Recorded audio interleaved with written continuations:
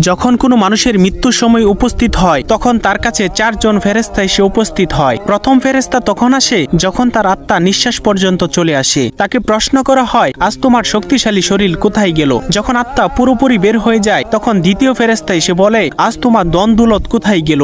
দুনিয়াতে জানিয়ে তুমি গর্ব করিতে। এরপর যখন জানাজা উঠানো হয় তখন তৃতীয় ফেরেশতা এসে বলে, আজ তুমি এমন এক লম্বা সফরে বের হচ্ছ যা এর আগে কখনো করো নাই। আজ তোমাকে এমন এক ঘরে শোয়ানো হবে যেখানে নিঃশ্বাস ফেলানোর জায়গা পর্যন্ত নেই। যখন তাকে কবরে শোয়ানো হবে তখন চতুর্থ ফেরেশতা এসে বলবে, কাল পর্যন্ত তুমি জমিনে চলাচল করেছ, আজ তুমি জমিনের নিচে শুয়ে আছো। কাল তুমি হাসছিলে, আজ তুমি কান্না করছো। কাল পর্যন্ত সবাই তোমার সঙ্গী ছিল, কিন্তু আজ তুমি একা। কোথায় তোমার আদরের স্ত্রী সন্তান যাদের জন্য তুমি মাথার ঘাম পায়ে ফেলে উপার্জন করেছিলে? আজ কেউ তোমার সঙ্গী হবে না একমাত্র আল্লাহ ছাড়া। আপনি যদি আল্লাহ তাআলাকে ভালোবেসে থাকেন তাহলে ভিডিওটিতে একটি লাইক এবং চ্যানেলটি সাবস্ক্রাইব করুন এবং আল্লাহ তাআলার নামটি কমেন্টে লিখে